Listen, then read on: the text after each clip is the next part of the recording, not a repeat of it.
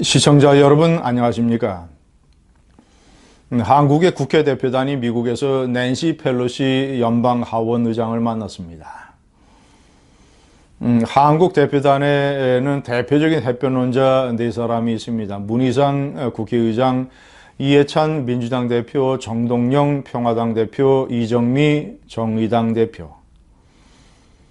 자, 이들은 펠로시 의장과 북한을 어떻게 볼 것인가? 이것을 놓고 논전을 벌였습니다. 결과적으로는 낸시 펠로시 의장이 북한의 본질과 비핵화의 문제를 제대로 꿰뚫고 있었습니다. 제가 판단할 때는 펠로시의 판정승입니다. 자, 제가 어떤 얘기들이 오갔는지 정확하게 한번 읽어드리겠습니다. 먼저 얘기를 꺼낸 사람은 펠로시 의장입니다. 하노이 정상회담에 한국이 기대하는 게 무엇이냐라고 물었습니다. 정동영 평화당 대표가 북한이 베트남처럼 미국의 우방 친미 국가로 바뀌면 미국의 국익을 확장하는 데 도움이 되지 않느냐. 한국 국민도 탈냉전으로 가는 전환점이 되길 기대한다. 펠로시 의장은 한마디로 잘라서 말했습니다. 나는 북한을 믿지 않는다. 자, 그러면서 그가 1997년에 하원 정보위 위원들과 함께 북한을 방문했던 경험을 얘기를 했습니다. 전 세계를 다녔지만 북한 주민들의 가난과 비참함은 상상할 수 없을 정도였다. 그때부터 나는 북한 정권을 믿을 수 없다.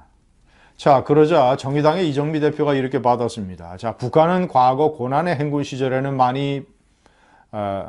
그 시절과는 많이 변했다. 지금 북한은 경제 개발을 원할 만큼 많이 달라졌으니 가까운 시일 내에 다시 방북해 보라라고 권했다고 합니다. 시청자 여러분, 펠로시 의장은 자신이 왜 북한을 믿지 않는가를 근거를 대면서 얘기를 했습니다. 1997년의 방북 경험이죠.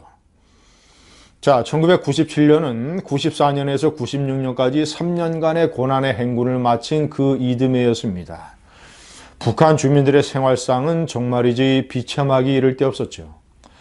북한은 1990년서부터 1998년까지 9년 동안 내리 마이너스 경제 성장을 했습니다. 자, 그러니까 1997년은 정말이지 북한의 경제 수준이 최악에 이르렀을 때입니다. 시청자 여러분, 저도 그 시점과 가까이 평양을 방문한 적이 있습니다. 2000년에 워싱턴 특파원 시절에 올브라이트 미 국무장관을 따라서 평양에 갔습니다. 순안공항에서 올브라이트 장관 일행이 탄 미국의 비행기를 기다리는데 당시 날씨가 10월 말 11월 초 상당히 북한으로서는 쌀쌀하고 추운 날씨였습니다. 그래서 북한 당국이 순안공항에 기다리는 대합실에 캐비넷 온풍기를 켰습니다. 그런데 사용하지 않다가 갑자기 킨 것인지 온풍기를 키자마자 얼마 안 있어서 정전이 됐습니다. 시청자 여러분, 평양 순안공항에서 평양 시내로 들어가는데 한국으로 따지면 김포공항이나 인천공항의 가도입니다. 그 나라의 대표적인 얼굴이요 길이죠. 자, 그런데 길가에 농가 군데군데 유리창이 깨지고 아주 엉성하게 비닐로 막아놔서 그 쌀쌀하고 추운 날씨에 바람이 숭숭 들어갈 정도였습니다. 제가 평양에 유치원을 방문을 했습니다. 평양 시내에서 유치원을 보낼 정도면 적어도 중산층 이상일 겁니다. 자, 그런데 유치원 학부모들의 뒤에서 제가 이렇게 자세히 살펴봤는데 낡은 비로도 한복들을 입었는데 머리는 이 거칠고 그리고 저 목에는 비듬이 군데군데 떨어져 있었으며, 자, 그리고 화장빨이 받지 않아서 피부가 거칠어서 화장이 이렇게 붕 떠 있었습니다. 저는 능라도 경기장에서 벌어지는 매스게임도 관람했습니다. 올브라이트 장관, 김정일 위원장과 함께. 김정일 위원장이 한 30m 정도 이렇게 떨어져서 앉아 있었죠.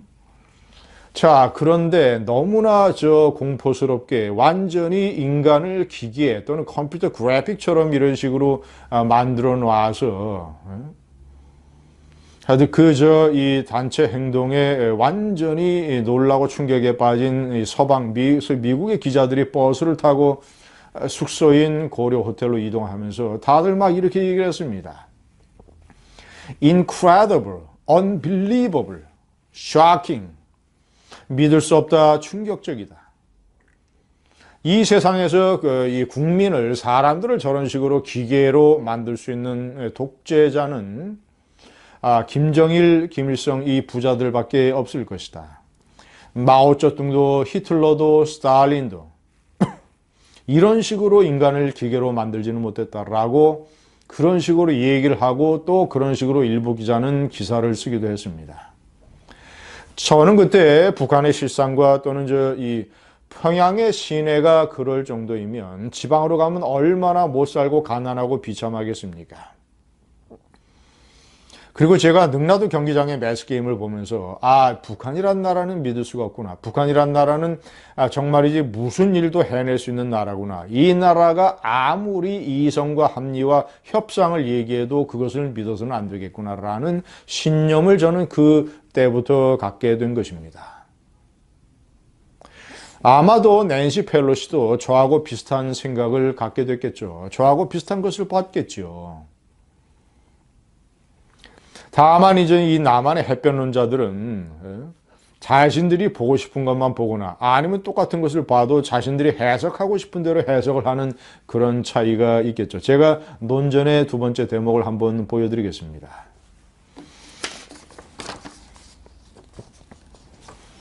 자, 정동영 대표가 이런 식으로 얘기를 했습니다. 트럼프의 북핵 외교라고 하는 것은 과거 북핵 해법의 원조인 클린턴 정부 시절 페리 프로세스를 잇는 정책이 아니냐라고 얘기를 했습니다. 그러자 펠로시는 나는 그렇게 생각하지 않는다라고 반박을 했고, 자, 그리고 트럼프 대통령의 국정연설에서 눈을 씻고 봐도 비핵화라는 말을 찾을 수 없었다. 싱가포르 회담도 아무 성과가 없었고 실패작이다, 쇼다. 우리는 북한이 비핵화한다는 증거, 실제 행동을 보길 원한다라고 얘기를 했습니다. 대표단 중에서는 나경원 한국당 원내대표만 제대로 바른 소리를 했습니다. 나는 펠로시 의장과 같은 입장이다. 지난해처럼 한미연합훈련 중단을 합의하거나 주한미군 감축 문제를 논의해서는 안 된다라고 못을 박았습니다. 시청자 여러분, 정동영 대표가 펠로시 의장에게 논박하기 위해서 꺼낸 페리 프로세스라고 하는 것은 어떤 것이냐? 빌 클린턴 대통령 정부에서 미국의 북한 대북 정책 조정관을 맡았던 윌리엄 페리가 1990년대 중반에 북한과 교섭을 하면서 내놓은 이른바 3단계 프로세스입니다. 1차로는 북한이 미사일 발사를 중단하고 2차로는 비핵화를 하고 그러면 평화체제가 구축될 수 있다. 요즘 문재인 정부가 얘기하는 거하고 비슷하죠. 자, 그러나 오해를 하면 절대 안 됩니다. 당시 윌리엄 페리가 내놓은 페리 프로세스는 1990년대 중반입니다. 1994년에 미국이 북한과 제네바 합의를 통해서 북한 핵 문제를 해결하겠다고 일종의 평화 프로세스를 시작한 때였죠. 그 연장선상에서 진행이 된 겁니다. 자, 그것은 전제 조건이 북한의 선의를 믿는다. 북한이 약속한 것을 지킬 것이다라는 국제사회의 믿음과 기대로 출발을 했던 것입니다. 자, 그러나 북한은 플루토늄 대신에 우라늄을 추출하는 걸로 전 세계를 속였지 않습니까? 그래서 2003년에 제네바 합의가 무산되고 페리 프로세스는 허공으로 날아가 버리게 되는 것이죠.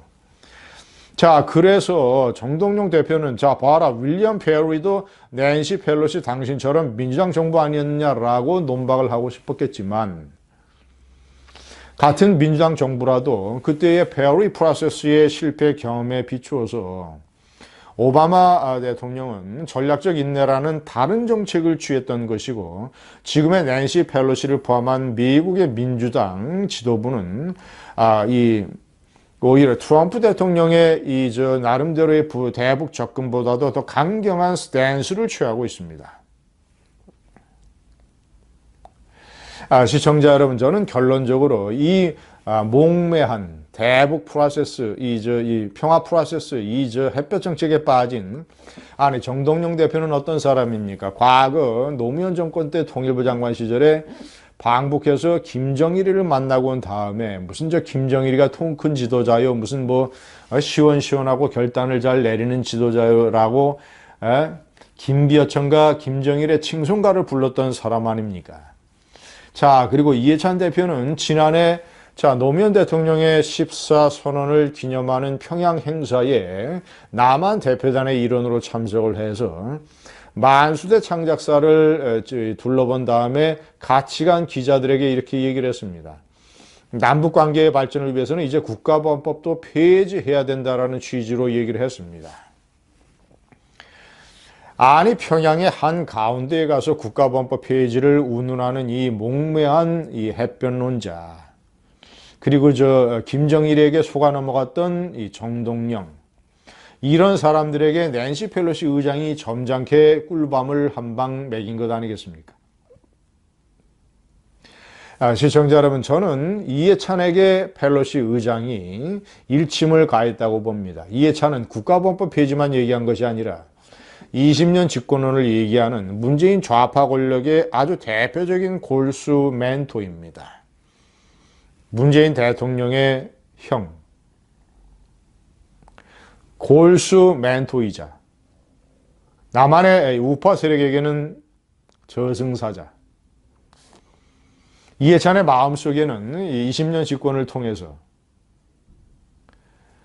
앞으로 헌법도 바꾸고 남북한의 이 연방제를 실현시켜서 자신이 꿈꾸는 어떤 이런 앞으로의 이 좌편향된 이 사회주의식 한반도, 이런 식의 꿈과 희망을 마음속에 가지고 있는 이해찬에게 낸시 펠로시, 제가 좋아하는 미국 역사상 최초로 권력 서열 3위, 미국 여성으로서 가장 높은 곳에 오른 최초의 여성, 대통령, 부통령에 이어서 연방 하원 의장, 권력 서열 3위에 오른 낸시 펠로시, 민주당 원내대표 경력만 12년, 연방 하원의장 경력만 4년. 이전 낙태라든가 또는 이런 문제에 관해서는 대단히 진보적인 의견을 가지고 있는 캐톨릭 교도이면서도 북한의 인권이나 북한의 비참한 생활상에 눈 감지 아니하고 진정한 진보, 북한의 인권을 개선시키고 북한을 문명세계로 끌어들이는 진정한 진보를 추종을 하는 낸시 펠로시가 이해찬에게 한 방 먹였습니다. 감사합니다.